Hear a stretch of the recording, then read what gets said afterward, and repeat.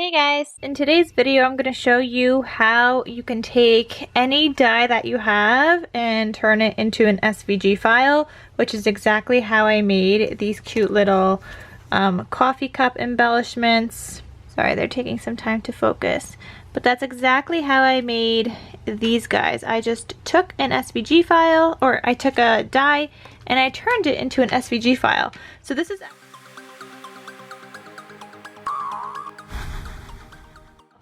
is actually the die that I'm using. It's a Impresslit Sizzix die. And this is like one of my most popular like Instagram posts, and everyone said they want to see how I did it, so I'm sharing with you guys. But yeah, I'm taking the Sizzix Impresslit's Thanks a Latte die. It's an embossing folder and a die in one. So I'm just going to take this die out of here, and we're going to just die cut this on like some black paper or something dark.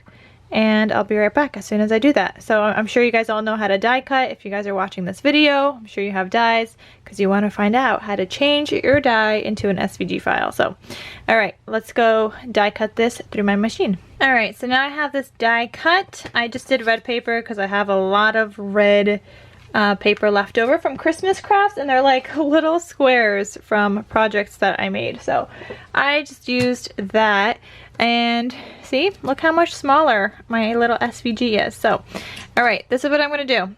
You're also going to need this PixScan mat. It's by Silhouette. I don't think that Cricut has one, but I know that Silhouette does. So if you have a Silhouette, you could use this. So get a PixScan mat. There's a version for the cameo and there's a version for the portrait. Then I'm just going to put my die on here, just right in the middle. Okay? And then what you're gonna do is actually just take a photo with your cell phone. So this is after you have everything set up though. So I'm gonna take a photo, but you need to get the whole entire thing in frame and try not to have shadows. All right, you don't want too much shadows, but you do want the whole thing in frame. Let me see, is that everything? And you want it like as straight down as possible. So I'm pausing this video just to say that you actually might be able to do this by just taking a JPG like regular photo with your phone and then just importing it to your computer and dragging and dropping it into the Silhouette program and then following the rest of the steps the same. You may not even need a PixScan mat. I just use that because I have it, and I haven't tried it the other way, but it may work, so give it a shot. Okay, so I just took that photo. You guys could see I have the whole mat in here. Okay, now what I'm going to do is just send this to my computer. So I'm going to click on that and I'm going to airdrop it to my computer. So then it'll just come up in my airdropped, my downloads. As soon as that goes through, right here. Okay, I don't know why everything's turning into an HEIC file, whatever that is, so that's not gonna work. You do want a JPG file, so I just go onto Google and I type in HEIC to JPG. If anyone knows how to fix that, please let me know. But I just find the free converter and then I convert my photo to a JPG. I don't know why it keeps sending as HEIC. I don't even know what that means. But yeah. Okay, hold on. So as soon as this goes, I'm gonna download that. All right, and now I have a JPG file. So I'm gonna delete everything else. I could actually delete all this stuff. All right, so here we go. And now what I'm gonna do is go back to my Silhouette program. So I'm using Silhouette Studio 3. I'm going to go up here and I'm going to click on open PixScan image. Okay, and then this thing pops up on the side. So I'm going to click import from file, import PixScan, and this is after you have like your phone calibrated with it and everything, because you need to do that first. So that's not teaching you how to set up the PixScan, but it's just teaching you how you could do it. So there's other videos that you could find on how to set up the PixScan.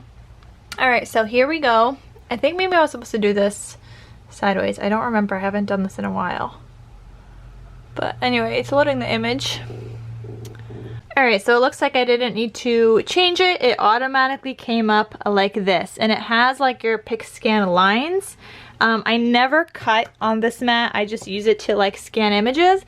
But now all you do is just take your trace tool, so select trace area, and I just trace around this.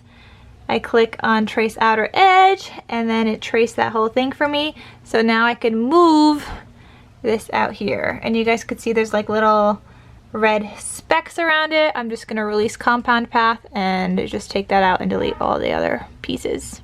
Okay, so now that I just have this, all I did was literally just trace this. I'm going to take that copy, I'm gonna open up a new kind of thing, and I'm just gonna do it on like a regular, no actually I don't even need to do a printing cut, so regular paper, letter size, portrait, okay. And I'm gonna paste it in here, there it is. Okay, I'm gonna drag it in here.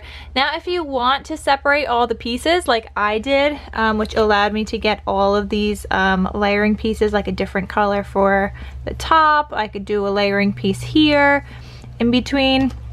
Now what you do is just take that, make 2 more copies of it. Okay, so now I have 3. You're gonna take your little knife tool right here, and in Silhouette 3 everything is a little different.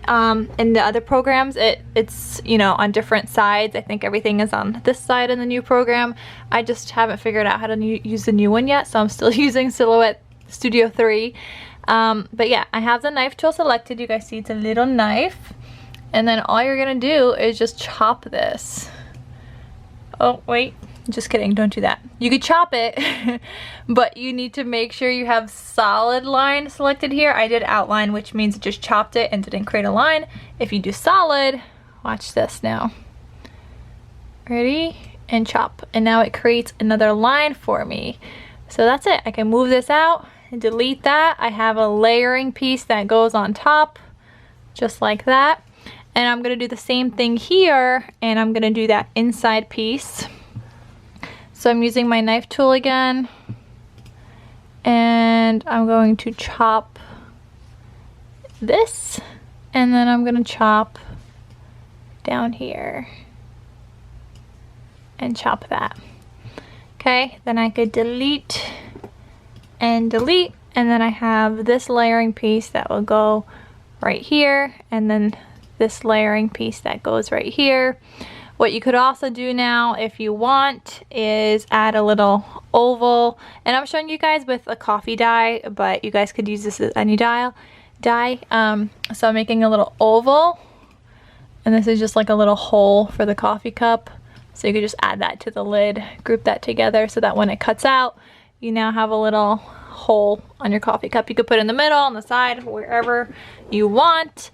And yeah, then just to size it down, obviously you could just highlight everything together at once and just make smaller, which is what I did, and I got super cute little mini coffee cups. So I hope that was easy enough to follow. It's actually super simple. Once you get the PixScan mat set up on your computer and it's calibrated and everything, this is like so easy to use. And then you also always could like save your SVG files, and then it just makes it easier sometimes cutting out a whole bunch of things at once. Like when I was making these, I was making 12 of them. So instead of, you know, doing this nonstop through my cutting machine and making a big one, which I didn't want, I was able to just like cut all the pieces using my Silhouette. So I hope you guys enjoyed this video. Thank you so much for watching, and I shall see you guys in my next crafty video. Let me know if you have any questions. Just ask them down below in the comment section, and I'll talk to you guys soon. Bye!